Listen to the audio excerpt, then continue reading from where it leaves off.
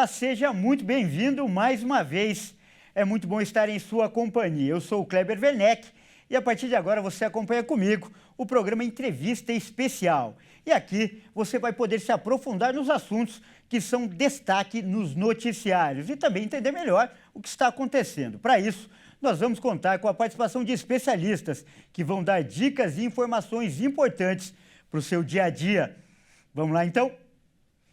Olha só, um assunto que vem causando bastante polêmica, principalmente nas redes sociais, é o projeto que pode privatizar as praias do país. E para você entender melhor o que pode mudar, nós vamos conversar agora com um especialista. O nosso convidado é o doutor Alessandro Azzoni, ele que é advogado especialista em direito ambiental. Boa tarde, doutor. É um grande prazer recebê-lo aqui em nosso programa. Seja muito bem-vindo, doutor.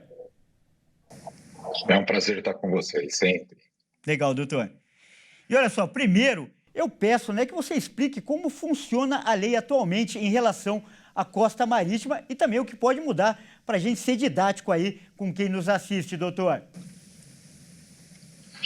Hoje nós temos uma legislação que ela praticamente regulamenta a questão de toda a costa marinha brasileira, que é a Lei 7661. E ela praticamente, essa lei, ela faz toda a coordenação da costa brasileira, levando em conta também, dentro dela, tem uma parte da Política Nacional de Meio Ambiente, de 86. E ela coloca como algumas limitações que as praias, né, essas áreas marinhas praias, elas são consideradas de uso de domínio comum, ou seja, de uso de todos praticamente. Então não existe um proprietário único para essas terras.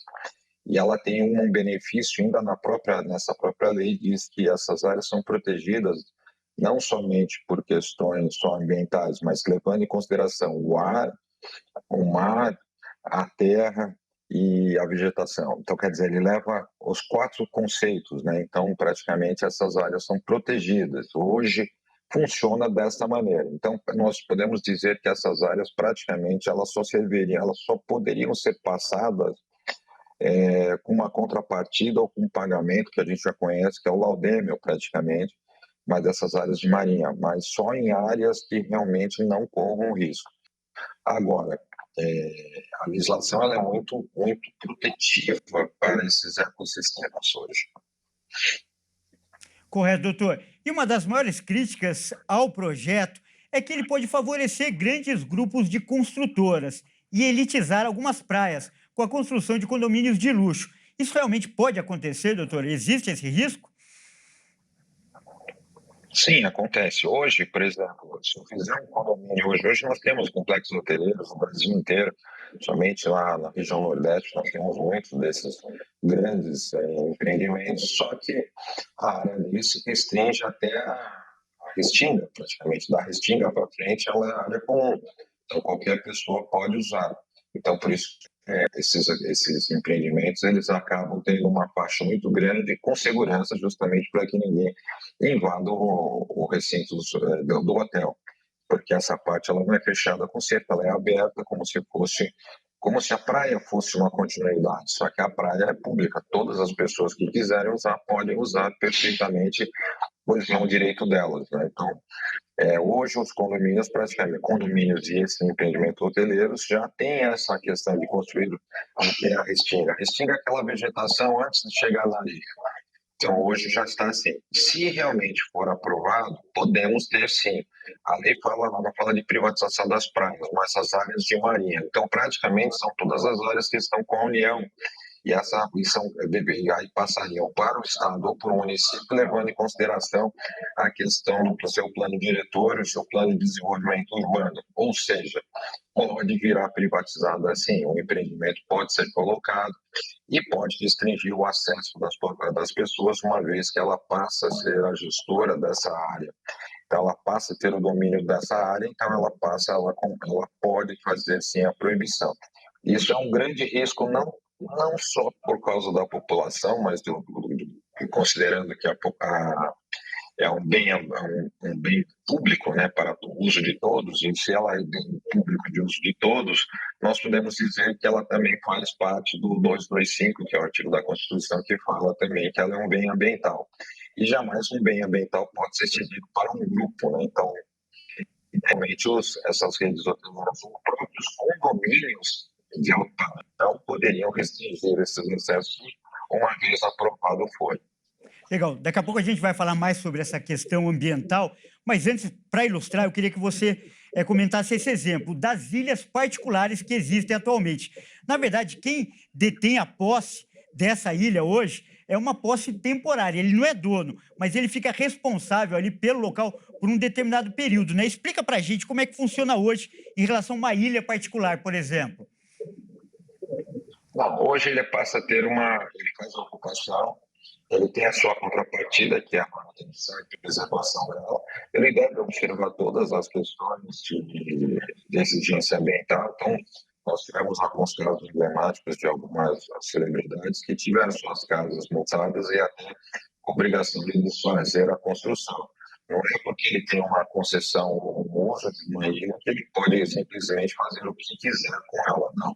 Ele tem que respeitar a legislação ambiental como na sua integralidade, e ainda fazendo qualquer reforma, qualquer construção, ele tem que seguir, pedir autorizações para os órgãos, ainda mais que tendo uma área federal, tem que pedir para o IBAMA justamente autorização para a construção. Então, ela tem uma contrapartida, ela não é só dado para eles por ela, a contrapartida é muito maior, que é a manutenção de toda a ilha e todo o ecossistema que está presente nela. Ele não pode lá simplesmente fazer o que bem quiser, construir uma casa, não quiser alguma coisa sem qualquer autorização previamente dada. Correto. Então, agora, enfatizando ainda mais essa questão ambiental, qual é o risco desse projeto? Ele pode prejudicar realmente o meio ambiente à medida que vai dar plenos poderes para o proprietário, vamos dizer assim, a grosso modo, fazer o que quiser com o lugar? Vamos pensar assim, lógico que os empreendimentos eles vão usar essa questão natural como um benefício para vender seu empreendimento. Só que quando ocorre o adensamento, justamente não planejado, que nunca digo que não planejado, porque o município, quando passar pelo meio dessas áreas, com certeza, quando vier um grande empreendimento, ele vai ficar pensando na geração de empregos, desenvolvimento social, desenvolvimento econômico, recolhimento tributário. E aí, para ele vai vislumbrar essa possibilidade de ganhos. E eu acho que ganhos para a sua população. Mas o próprio empreendimento ele vai tentar preservar a área com uma contrapartida. Só que aquela famosa contraprestação totalmente com interesse. Porque vai provocar, assim, grandes processos de erosão. Nós vamos ter essa faixa litorânea dos 33 metros, praticamente, na linha do mar, praticamente, que a gente usa, que é considerado como a faixa de marinha, ela tem um porquê. Porque quando você tem algum processo de ressaca, algum problema de maré, totalmente aquela parte de proteção.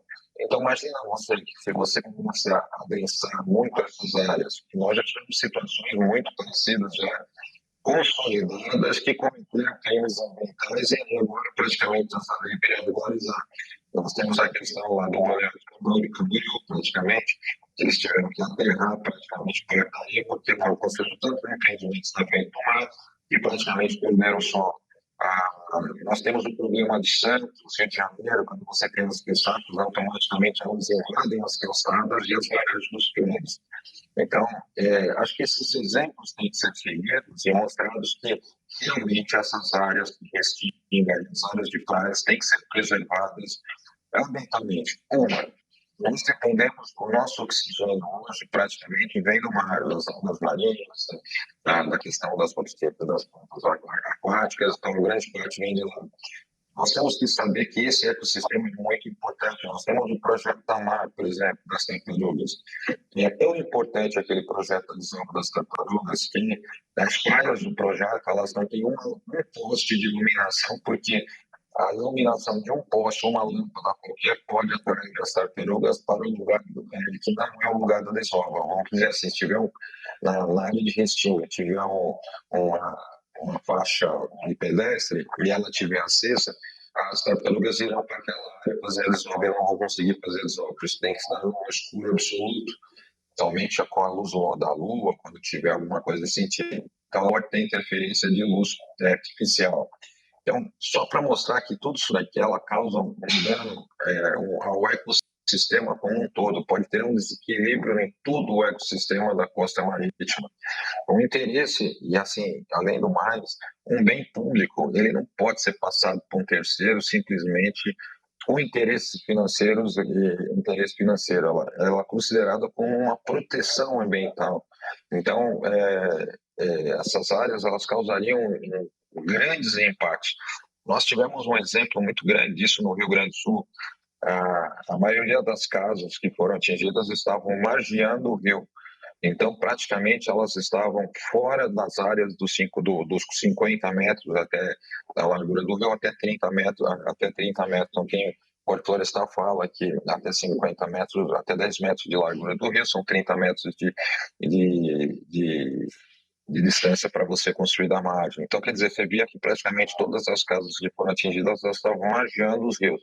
Então, nós não aprendemos ainda que interferir com o meio ambiente nessa proporção, pensando no empreendimento imobiliário, nós vamos acabar tendo grandes acidentes ambientais e cada vez maiores por causa de uma ingerência, por um pensamento de desenvolvimento, usando que o desenvolvimento econômico é necessário para essas áreas.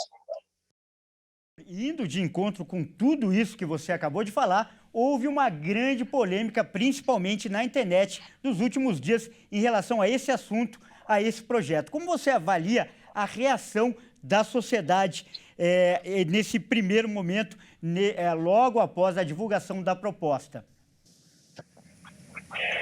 Eu acho que isso é um lado positivo. Se a população começa a se preocupar que realmente o seu direito de usufruir de uma determinada área pode ser suprimida, mesmo que seja um interesse individual, mesmo que ele esteja pensando somente no caso dele usar uma praia, mas já é um grande passo, porque ele passa, os interesses coletivos, eles têm que se sobressair sobre o individual.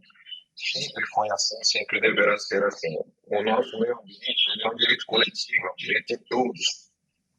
Eu não posso identificar um grupo de pessoas que se beneficiem de uma determinada área, sendo que outro grupo vai ficar completamente fora. Todos têm que ter o mesmo direito. Então, acho que a população começa a entender que determinados interesses econômicos começam a entrar em determinadas esferas políticas que podem interferir na sua vida. E aí sim eles começam a repensar nas suas posturas. Lembrando que justamente essas pessoas que estão indignadas, elas podem ter votado nas pessoas que estão votando nesse processo. Então, acho que na hora que você fizer o processo de escolha do seu deputado, senador, você simplesmente não pode fazer por uma questão de ideologia partidária ou por uma convicção de aceitação pessoal. Você tem que ver qual é a base dele, porque ele vai estar lá mudando a sua vida e praticamente, olha os temas que nós estamos discutindo. Nós estamos discutindo uma área de privatização praticamente das áreas de marinha. E as áreas de marinha nós entendemos que justamente a parte da maré alta até a praia, até 33 metros. Então, quer dizer, eles falam assim no Senado, nós não estamos privatizando as praias, nós estamos privatizando as áreas marinhas. Então, quer dizer, isso é uma ilusão para a população. Então, a população, estou ficando contente da população, de uma certa forma, começa a ter uma visão muito maior dessa questão ambiental, justamente porque aconteceu no sul, que vai acontecer no nosso litoral, isso começa a passar mais apercebido e o Congresso e o Senado vão ter que tomar cuidado com seus posicionamentos. Tá certo, então, doutor, eu agradeço muitíssimo a sua participação, especialmente esse alerta tão importante, que não é só para quem frequenta a praia, é para todo mundo, né? Muito obrigado, doutor. Eu que agradeço a oportunidade de estar sempre com você. Grande abraço. É isso aí, nós acabamos de conversar com o doutor Alessandro Azzoni, ele que é advogado especialista em direito ambiental. Bom, é isso aí. O programa Entrevista Especial fica por aqui. Eu agradeço demais pela sua companhia e convido você a continuar ligado em nossa programação. Até mais!